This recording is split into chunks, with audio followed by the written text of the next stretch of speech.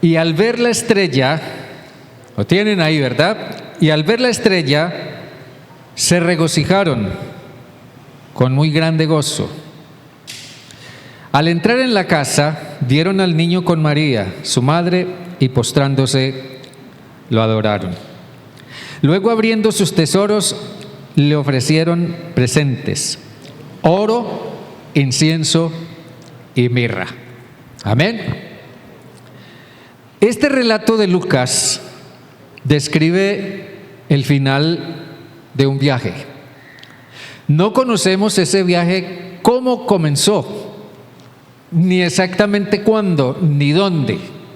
Hay indicios que pueden hacernos pensar algunas cosas al respecto, pero, Mateo, estaba diciendo Lucas, Mateo nos describe el final del viaje.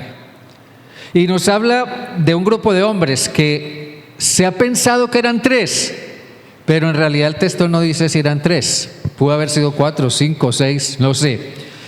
Pero un grupo de hombres que en un momento dado dejaron de estar satisfechos con las cosas conforme estaban.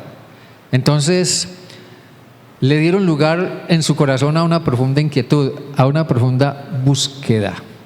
Estos hombres nos son ejemplo a nosotros en cuanto al afán de su búsqueda y cómo su búsqueda terminó como ellos esperaban y como ellos necesitaban. Pero dice Mateo que este viaje comenzó en alguna parte del oriente. Aquí se menciona a Herodes. Es la primera de las primeras menciones que encontramos en el versículo 1 del capítulo 2. Se menciona a Herodes.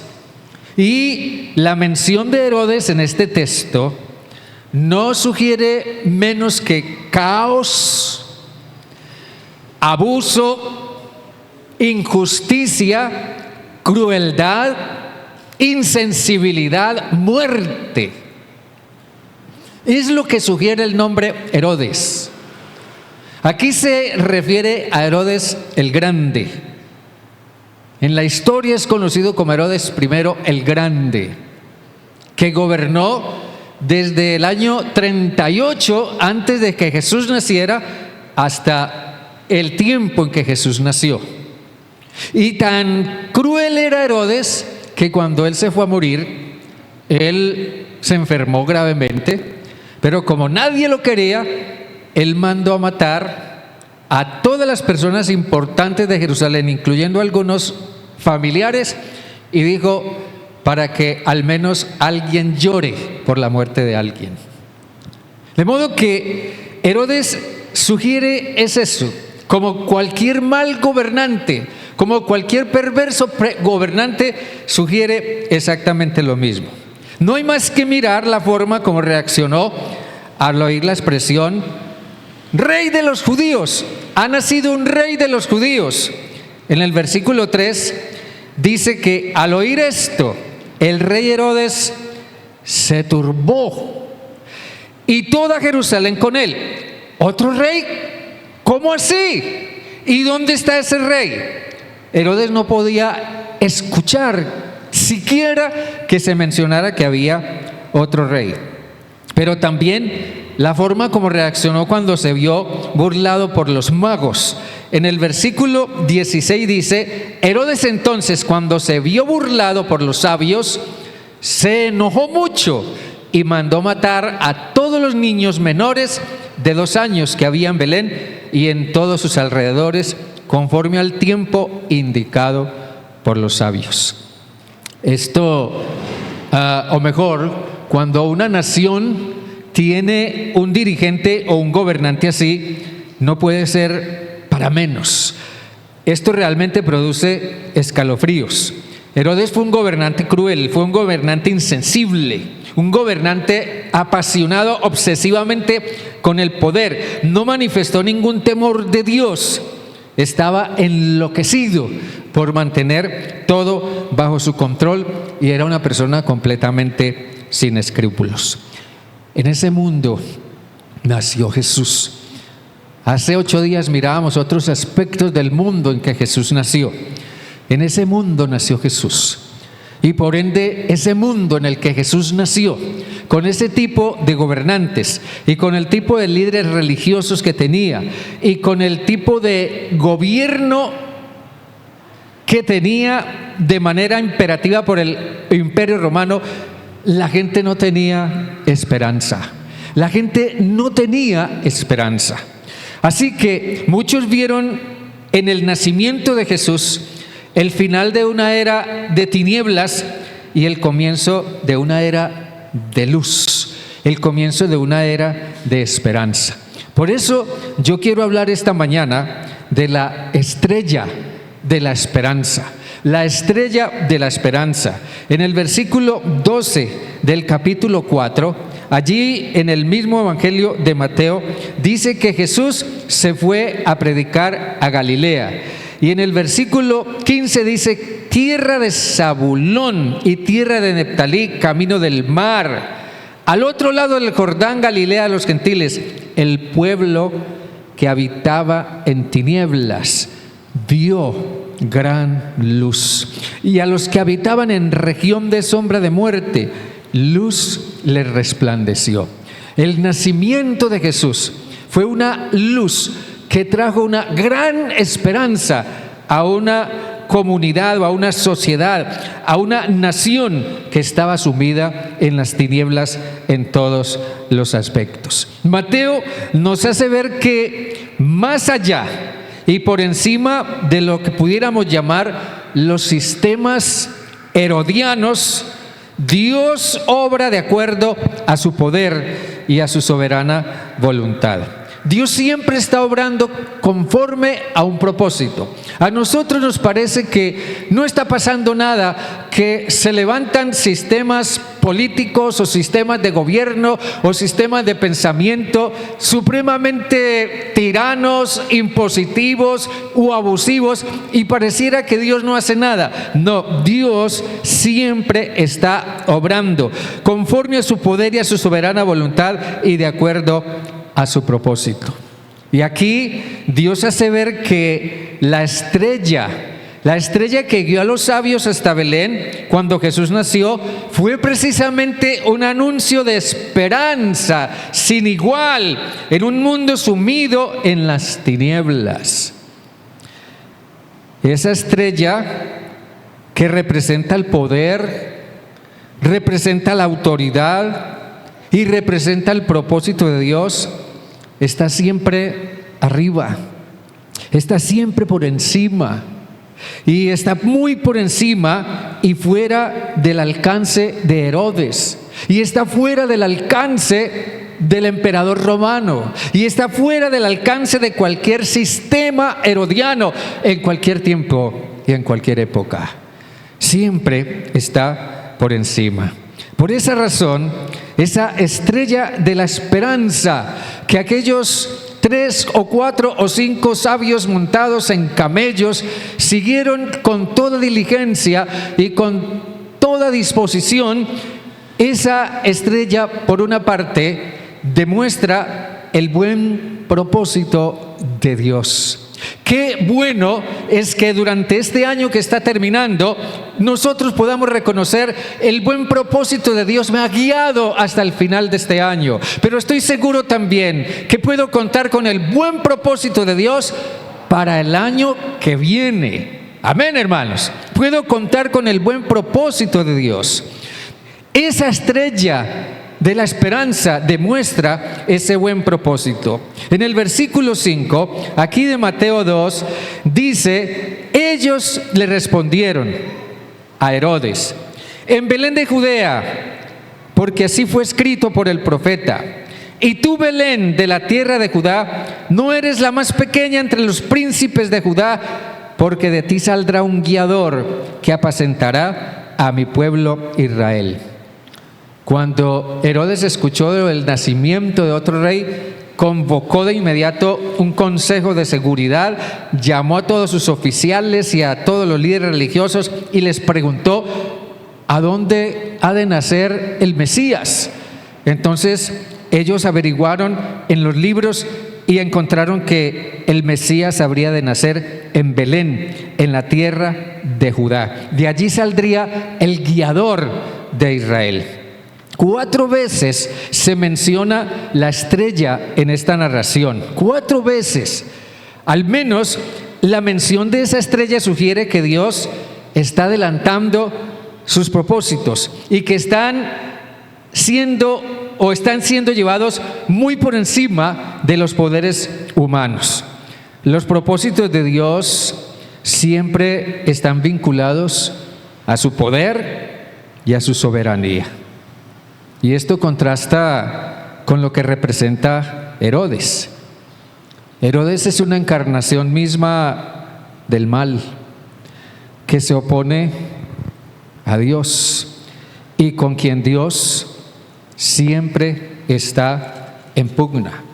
Esto nos recuerda unas palabras del apóstol Pablo escribiendo a los romanos en el capítulo 1, en el versículo 18. Y esto no tiene que ver solamente con Herodes, esto tiene que ver con quien quiera que sea que pretende abusar del poder o asumir el poder para maltratar a otros. Dios dice: la ira de Dios se revela desde el cielo contra toda impiedad e injusticia de los hombres que detienen con injusticia la verdad. Con Herodes está la tiranía y la muerte, con Dios está la paz y la vida. Y la estrella le hizo ver a los magos que había un buen propósito de parte de Dios para el mundo. Por eso ellos vinieron siguiendo diligentemente esa estrella. Ellos llegaron a Jerusalén preguntando: ¿dónde está el rey de los judíos que ha nacido? Pues su estrella hemos visto en el oriente y venimos a adorarlo. El buen propósito de Dios estaba guiando a estos hombres, y ese propósito habría de cumplirse por encima de todo poder humano. Los magos de Oriente nos hacen pensar que Dios está obrando, siempre está obrando, más allá del poder de Herodes, o más allá del poder de Roma, o más allá del poder de Nicolás Maduro, o de Gustavo Petro, o de Daniel Ortega, o de quien quiera que sea, de cualquier dirigente de cualquier país en el día de hoy que está encaminando a una nación en los caminos equivocados. Sí, Dios siempre está obrando más allá de aquellos que en alguna forma abusan del poder. Probablemente estos magos procedían de Persia o de Babilonia, y eso indica que ellos tenían una procedencia que podían de alguna manera identificarse, pero probablemente ellos se habían enterado de las profecías por medio de los judíos dispersos y de los textos sagrados que estos compartían en las sinagogas. Es increíble. Ellos vieron que esos textos hablaban de una esperanza y la valoraron de una manera que ni los mismos judíos lo hicieron. El Oriente es una referencia muy general, pero hace alusión a tierras muy lejanas en el sentido geográfico y a fronteras y diferencias étnicas. Aquí se está hablando de gente de lugares muy remotos, pero ellos recorrieron esa gran distancia y cruzaron todas las fronteras para hallar a Jesús. Saben, hermanos, esto alienta nuestra propia búsqueda. Nosotros vemos que estos hombres estaban siendo impulsados por una profunda y sincera búsqueda. Los poderes del mundo que ellos conocían, los gobernantes del mundo que ellos conocían, los sistemas políticos del mundo que ellos conocían, ellos sabían que en ninguno de ellos había ninguna esperanza, y que no valía la pena poner la esperanza en un sistema o en un gobernante o en un poder que se establecía. Ellos miraron más allá y en su propia búsqueda ellos estuvieron dispuestos a cruzar sus propias fronteras personales, yendo más allá de donde estaban. Si nosotros miramos en lo personal, tal vez debiéramos preguntarnos hasta dónde estaría dispuesta a llevarme mi búsqueda, o hasta dónde es real mi búsqueda, y hasta dónde estarías dispuesto a cruzar tus propias fronteras, tus propios límites para llegar a encontrar lo que realmente necesitas en tu vida y en tu alma. Pero déjenme decirles algo más. Si nosotros pensamos en la misión de la iglesia, no podemos ignorar que Dios está obrando más allá de donde nosotros estamos. Puede ser que nosotros pensemos, qué difícil puede ser alcanzar a alguien para Cristo, pero debemos recordar que más allá de nuestro pesimismo, más allá de nuestro desgano, más allá de nuestro desinterés, más allá de nuestro temor, más allá de nuestra indisposición, que son las barreras, las fronteras, los límites que nosotros mismos nos autoimponemos, más allá de eso, Dios está obrando allí donde a nosotros nos parece imposible. Muy anticipadamente, Dios obró en gente de lejanas tierras para que un día la iglesia, cuando ésta se levantara, pudiera llegar a las culturas del mundo fuera de Jerusalén. La iglesia necesita trascender muchas fronteras, pero la iglesia no trascenderá esas fronteras en tanto cada uno de nosotros que formamos parte de la iglesia no estemos dispuestos a ir más allá de nuestras propias fronteras. Por encima de todo mal propósito, por encima de todo mal propósito, siempre está el buen propósito de Dios. El advenimiento de Jesús, el Hijo de Dios, fue la demostración sin igual del buen propósito de Dios. Es la demostración de su gran amor para con la humanidad. Juan describe en muy pocas palabras la grandeza del propósito, del buen propósito de Dios, cuando dijo que Dios amó al mundo de tal manera que envió a su Hijo, para que todo aquel que en Él cree no se pierda, mas tenga vida eterna. ¿No es ese un propósito más que excelente? Ese es el buen propósito de Dios, para que todo aquel que en Él cree no se pierda, mas tenga vida eterna. Sí, esa estrella de la esperanza demuestra el buen propósito de Dios. Pero en segundo lugar, esa estrella de la esperanza apunta hacia quien es la verdadera esperanza. Hacia quien es la verdadera esperanza. Dice en el versículo 9, vuelvo y lo leo: ellos, habiendo oído al rey, se fueron. Y la estrella que habían visto en el oriente iba delante de ellos, hasta que llegando se detuvo sobre donde estaba el niño.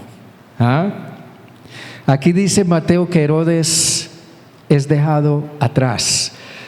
Los magos lo escucharon, lo dejaron y se fueron. Herodes es dejado atrás, porque Herodes no representa ninguna esperanza. Herodes no representa nada, literalmente nada. Nadie podía esperar nada bueno de él. Herodes solo trasluce hipocresía e inspira temor. Él le dijo a los magos, fingiendo: muy bien, vayan y averigüen dónde nació el niño. Ay, eso sí, cuando lo encuentren, háganmelo saber, para que yo también vaya y lo adore. ¿Cómo es que dicen los costeños? Manda cáscaras. ¡Qué tierno! Entre comillas. ¡Qué tierno suena eso de labios de alguien que está a punto de cometer una terrible masacre de niños! Muchas personas se ilusionan porque un determinado gobernante de pronto invoca el nombre de Dios o invoca el nombre de Jesús y parece dar a entender que sí, cree en Jesús. Entonces todos decimos: ay, mire, el gobernante tal, el presidente tal, o este de aquí o este de allá, mire, está hablando de Jesús. No, los magos no comieron ese cuento. Ellos le dieron la espalda a Herodes y se fueron. Ellos debían seguir la luz que los guiaba, y esa estrella les estaba indicando un destino diferente. La estrella, déjenme decirles, la estrella de la que habla Mateo no era un fenómeno astronómico, sino una manifestación sobrenatural. Y esa estrella, dice Mateo, avanzó guiando a los magos hasta que se detuvo exactamente en el lugar donde estaba el niño. Y aquellos magos llegaron a comprender que ese niño era el guiador que habría de apacentar a Israel, como lo habían anunciado los profetas mucho tiempo antes. Ese niño era la luz para revelación a los gentiles y gloria del pueblo de Israel. Ese niño, por ende, prometía o auguraba mucho, pero mucho, mucho más que Herodes. Uno se pregunta: ¿en qué sentido es Jesús esperanza? ¿En qué sentido es Jesús esperanza? Estos magos o sabios, ellos conocían el estado del mundo. Ellos tenían, como gentiles o paganos que eran, ellos tenían sus costumbres y sus ideas con respecto a la forma como está organizado el mundo y el cosmos y todo lo que existe en el universo. Ellos tenían su propia idiosincrasia con respecto a eso. Pero ellos sabían que el estado del mundo no era el mejor. Ellos sabían también que el mundo en el que ellos vivían necesitaba de una esperanza unificadora, que el mundo en el que ellos vivían necesitaba de una esperanza a la que todos pudieran mirar. Y ellos supieron que esa esperanza era el rey que había nacido, y como ellos dijeron, cuya estrella hemos visto en el firmamento. Jesús es la esperanza de superar o sobreponernos a nuestros problemas. Jesús es la esperanza que tiene toda nación en el mundo, todo país en el mundo, para sobreponerse a sus problemas de toda índole. Jesús es la esperanza. ¿Que Jesús puede ayudarnos a sobreponernos a la pobreza? Claro que puede ayudarnos a sobreponernos a la pobreza. Puede ayudarnos a sobreponernos a la enfermedad. Puede ayudarnos a sobreponernos a la quiebra económica, a los conflictos conyugales, a la frustración, al dolor. Puede ayudarnos a sobreponernos a muchas cosas. Pero ante todo, Jesús es esperanza de paz. Jesús es esperanza de paz. Se tiende a buscar la paz en el ámbito externo. Nosotros hemos tenido en nuestro país cualquier cantidad de años de violencia, de guerra, pero no han faltado los gobernantes que en su momento han hecho todo lo posible y con la mejor intención de hacer que esos conflictos terminen y haya paz. Y sigue buscándose la paz, y sigue hablándose de paz, y sigue insistiéndose en que hay que buscar la paz. Y todo eso está muy bien, hay que buscar la paz, pero el problema es que se busca la paz solo en el ámbito externo, pero no se busca la paz en el corazón.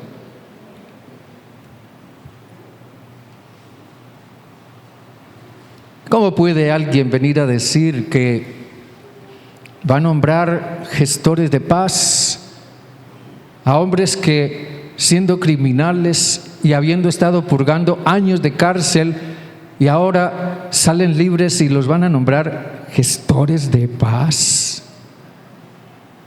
¿Qué paz puede dar alguien que ni siquiera ha puesto en orden las cosas en su propio corazón delante de Dios? Solamente Dios puede hacer que mediante su presencia se haga real en nuestra vida o en nuestro hogar una verdadera paz en nuestros corazones. Pero lo que Jesús puede hacer por la paz en nuestra vida no se reduce solamente a eso. El apóstol Pablo decía que Cristo en nosotros es la esperanza de gloria. Eso significa que la esperanza que tenemos en Jesús va mucho más allá de lo que pueda llegar a establecerse aquí en esta dimensión terrenal, sino que va hasta la eternidad. Jesús en nosotros, Cristo en nosotros, es la esperanza de gloria. Él es esperanza de vida eterna. Es esperanza de que un día viviremos en un mundo nuevo y viviremos una vida nueva por el resto de la eternidad. En el capítulo 21 del libro del Apocalipsis dice: entonces vi un cielo nuevo y una tierra nueva, porque el primer cielo y la primera tierra habían pasado y el mar ya no existía más. Tenemos la esperanza de que un día viviremos en un mundo nuevo y una vida eterna por siempre. Por eso confiamos en que al partir de este mundo iremos a la casa del Padre. Jesús le dijo a sus discípulos en un tiempo de caos, de conflicto y en un tiempo en el que todo el mundo andaba buscando la paz a su manera, Jesús les dijo: ustedes no tengan miedo. Ustedes han creído en Dios, crean también en mí. Yo voy a la casa de mi Padre y voy a preparar lugar para ustedes, porque donde yo estoy, yo quiero que ustedes también estén junto conmigo. Por eso es que despedimos a nuestros hermanos en la fe, a nuestros hermanos en Cristo, a nuestros seres queridos que mueren en el Señor. Los despedimos con un hasta luego, porque tenemos esperanza de que los veremos otra vez. Y eso sí es seguro. Amén, hermanos. Ahora bien, por regla general, los pueblos gentiles eran muy amigos de los sortilegios, de la magia, de las supersticiones, de los agüeros, de las cábalas. A eso se reducía su esperanza. En eso ponían ellos su esperanza, a lo que pudiera augurarle un agüero. Por eso, escribiendo a los Efesios, el apóstol Pablo, que conocía perfectamente a los gentiles y a los paganos, él dice que en otro tiempo ellos habían andado sin Dios, siguiendo la corriente del mundo, andaban sin Cristo y andaban lejos de la ciudadanía del pueblo de Dios y andaban ajenos a los pactos que Dios había establecido para su relación con aquellos que pusieran su fe en Él. Pero dice también Pablo que andaban sin esperanza y sin Dios en el mundo. Es increíble, es hasta inconcebible, y no sé si decir que hasta cómico, pensar como hombres y mujeres hoy en nuestra sociedad, solo porque es fin de año, solo porque es 31 de diciembre, ponen su esperanza de que van a tener un futuro mejor si usan ropa interior amarilla, o si ponen 3 papas debajo de la almohada, una papa pelada, otra papa a medio pelar y una papa sin pelar. Otros piensan que van a tener un maravilloso año si se ponen un puñado de lentejas en los bolsillos. Hermanos, amigos, las cosas no van a ser mejor en tu vida porque pongas tu esperanza en la ropa interior que uses o en el color que ésta tenga. El año que viene no va a ser mejor para ti porque pongas 3 papas debajo de tu almohada o te eches un puñado de lentejas en los bolsillos. Estos magos de los que habla Mateo hicieron ese viaje guiados no por un agüero, sino motivados por el anhelo de saber si la esperanza de la que habían oído hablar en el oriente era cierta. Y ellos vinieron buscando a Jesús, pusieron su mirada en Jesús porque reconocieron que ese rey que había nacido era la verdadera esperanza para el mundo. ¿Quieres que te vaya bien el próximo año? En el viaje que habremos de emprender mediante la voluntad de Dios este próximo 1 de enero, ¿quieres que te vaya bien? Déjame decirte 3 cosas. Primero, busca a Dios, busca la guía de Dios, busca la guía de Dios. Señor Dios, ¿qué debo hacer? ¿Qué quieres tú que yo haga? ¿Qué debo hacer en esto? ¿Qué debo hacer en esto otro? ¿Qué debo hacer con respecto a esto otro? Señor, guíame, Señor, ilumíname, Señor, muéstrame el camino a seguir.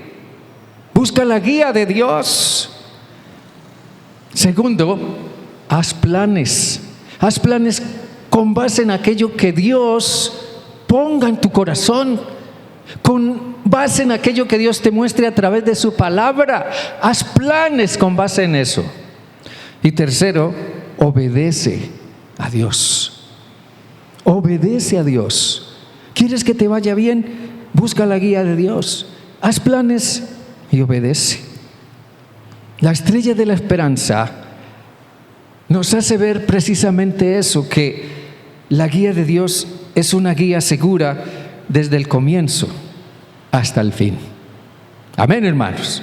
En el versículo 11 dice: al entrar en la casa, vieron al niño con María, su madre, y postrándose lo adoraron. Y luego, abriendo sus tesoros, le ofrecieron presentes, oro, incienso y mirra. Yo siempre pienso pienso en lo que debió haber sido aquel viaje de esos magos. De Nehemías, por ejemplo, que hizo un viaje parecido desde Susa, que era la capital de Asiria en los tiempos del rey Jerjes. Dice que ese viaje que Nehemías hizo desde Susa a Jerusalén duró 4 meses. 4 meses, si a pie o en caballo o en camello, no sé, pero duró 4 meses. Y no fue la excepción para estos magos. Su viaje debió haber sido penoso, peligroso, difícil. ¿Y qué más peligroso que venir, quizás ellos sin saberlo, y plantarse delante de Herodes a preguntarle por el rey que había nacido? Solamente la mano de Dios los pudo guardar de que Herodes hubiera decidido hacerles daño. Pero lo que comienza siendo guiado por Dios siempre termina bien. Amén, hermanos. Repita esto conmigo. Lo que comienza siendo guiado por Dios siempre termina bien. Amén. Lo que comienza siendo guiado por Dios siempre termina bien. Durante todo su trayecto, ellos caminaron a bordo de sus camellos o lo que sea que hayan usado, pero siempre caminaron mirando hacia el cielo, siempre mirando hacia arriba. Ese trayecto, ellos tuvieron, o mejor, ese viaje tuvo un comienzo, pero también este viaje terminó de la única manera que tenía que terminar. Un grupo de cansados viajeros postrados en adoración ante el niño. Dice que cuando vieron al niño lo adoraron. No adoraron a la madre, adoraron al niño, al Hijo de Dios, y le ofrecieron sus tesoros, oro, incienso y mirra. Ellos estaban reconociendo en ese niño lo que no quisieron reconocer los mismos judíos, que era para quienes estaba destinada la promesa del Mesías.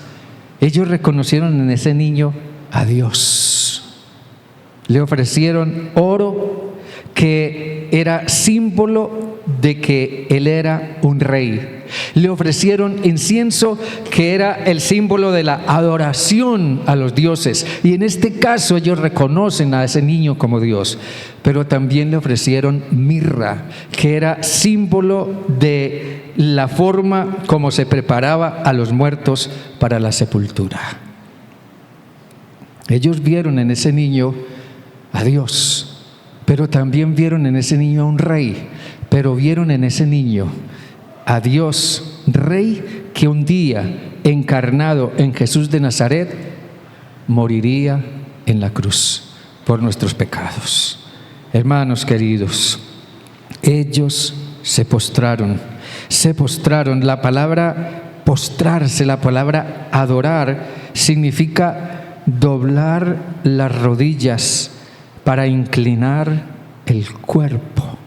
Doblar las rodillas para inclinar el cuerpo en reconocimiento de la grandeza de quien está delante de nosotros. Pablo decía que a Jesús le fue dado un nombre que es sobre todo nombre, para que en el nombre de Jesús se doble toda rodilla de los que están en el cielo y en la tierra y debajo de la tierra. ¿Saben una cosa, hermanos? Lo más difícil al doblar nuestras rodillas delante de Jesús para adorarlo es poder decirle: Señor Jesús, toda mi vida es tuya, te pertenece a ti. Yo rindo mi vida a ti como mi rey, para que tú obres en mí y pongas en orden todas las cosas en mi corazón y en mi vida que no te están honrando. ¿Me entiende lo que digo? Esa es la parte más difícil. Nosotros podemos cantarle a Jesús, podemos decir: yo creo en ti, Jesús, incluso aceptar que es nuestro Salvador, pero doblar nuestras rodillas en una adoración profunda y sincera delante de Él y decirle: Señor Jesús, de una manera absolutamente incondicional, te entrego mi vida. Haz tu obra en mí conforme a tu voluntad. Los magos vieron a Jesús y lo adoraron, reconociendo en Él la esperanza para todo el mundo, reconociendo que en ese niño había un anticipo de cómo las naciones de la tierra necesitan a Cristo. Y a ellos los llevó allá, a ese lugar, la esperanza que tenían en su corazón de ver ese rey que había nacido. Yo creo que es un asunto de decisión personal. Es un asunto de decisión personal definir qué va a guiar nuestra vida. ¿Qué va a guiar nuestra vida? ¿Qué va a guiar tu vida? Nuestra vida puede ser guiada por muchas cosas. Y a veces nosotros no nos damos cuenta las cosas que están guiando nuestra vida. Pero tal vez debiéramos preguntarnos seriamente: ¿qué va a guiar mi vida? ¿Un agüero o la estrella de la esperanza? Yo pienso que lo mismo que guió a estos magos también puede guiar nuestras vidas. Y yo les aseguro, eso garantizará que nuestra vida terminará de la mejor manera. El escritor de la epístola a los Hebreos le decía a personas que en su momento, habiendo puesto su fe en Jesús, estaban volviéndose atrás, desanimados, derrotados, frustrados por una serie de circunstancias. Pero el escritor a los hebreos los anima y les dice: vuelvan a fortalecerse en la fe, pero pongan sus ojos en Jesús. La gente se volvía atrás porque por seguir a Jesús estaban sufriendo y estaban siendo perseguidos. Y el judaísmo había puesto en marcha una campaña, una estrategia sumamente agresiva para rescatar, entre comillas, a esos judíos que se habían hecho cristianos y volverlos al sistema judío en cabeza del sumo sacerdote. De modo que la gente pensaba: tenemos que volver al sumo sacerdote, tenemos que volver a ser fieles al sumo sacerdote. No, el escritor a los hebreos les dice: no, mantengan sus ojos puestos en Jesús. Es en Él en el que está nuestra esperanza, no en el sumo sacerdote, no en el líder ni en aquel otro, ni en el de más allá. Es en Jesús. Mantengan sus ojos puestos en Jesús, el autor y consumador de la fe. Cuando Dios nos señala a Jesús, está diciéndonos: hay esperanza. Yo siempre he pensado: ¿qué habría pasado si Herodes hubiera tomado en serio a Jesús? ¿No ha pensado usted eso? ¿Qué hubiera pasado si Herodes hubiera dicho: caramba, nació el rey de los judíos, el Mesías, yo quiero conocerlo y de verdad, de corazón, quiero adorarlo y quiero rendir mi vida a Él? ¿Qué habría pasado? ¿Qué pasaría si Nicolás Maduro se convierte verdaderamente a Cristo? ¿Qué pasaría si Daniel Ortega se convierte verdaderamente a Cristo? ¿Qué pasaría si Gustavo Petro se convierte verdaderamente a Cristo? Si los gobernantes de esta tierra vuelven sus ojos a Jesús, ¿qué pasaría en este mundo? ¿Qué cosas veríamos?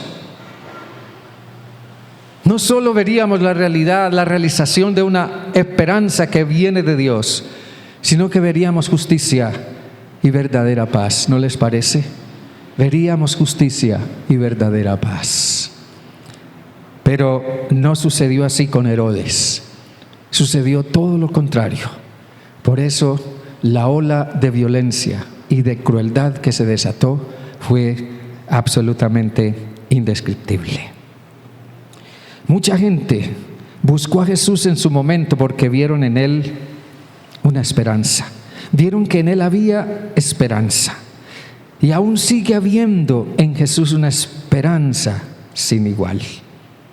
Así que, hermanos, sigamos a Jesús y oremos por aquellos que no lo siguen, para que ojalá Dios obre en sus corazones y ellos vean también la luz de la esperanza que hay en Jesús.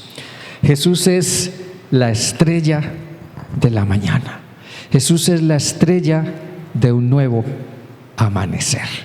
Miren cómo termina diciendo el libro del Apocalipsis, que es un libro que describe la victoria final de Dios por medio de Cristo sobre los poderes de este mundo. En el capítulo 22, en el versículo 16 del libro de Apocalipsis, dice: yo, Jesús, he enviado mi ángel para daros testimonio de estas cosas en las iglesias. Yo soy la raíz y el linaje de David, la estrella resplandeciente de la mañana. Amén. Yo soy Jesús, la estrella resplandeciente de la mañana. Ay, que ese Jesús, que es la estrella de la mañana, ilumine nuestro camino, nuestros corazones y nuestra vida. Amén, hermanos. Deje que Jesús ilumine su vida y sea haciendo de usted un testimonio de luz para otros. Pongámonos de pie, por favor, un momento.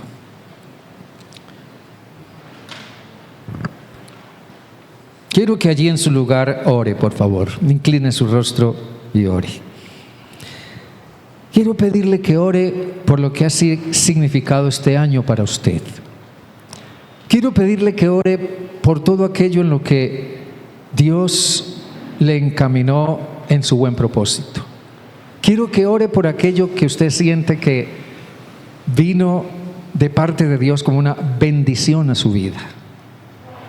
Pero también pídale a Dios que le perdone aquello en lo que usted sienta o le parezca que le falló a Dios, que no estuvo a la altura del buen propósito de Dios para con usted, su familia, o su trabajo, o su economía, o no sé, todos los aspectos de su vida. Reconozca que Jesús es el guiador de su pueblo. Él es la guía de aquellos que hemos puesto nuestra vida, nuestro corazón y nuestra fe en Él. Él es la guía de su iglesia. Él es la guía para todo nuestro diario caminar. Dios mediante su voluntad, estaremos comenzando pronto un próximo año. Ore, poniendo ese año en las manos del Señor y pidiéndole al Señor que le permita que este año que viene usted pueda alinearse mejor con aquel que es el guiador del pueblo de Dios. Incline su rostro y ore conmigo, por favor. Dios bueno,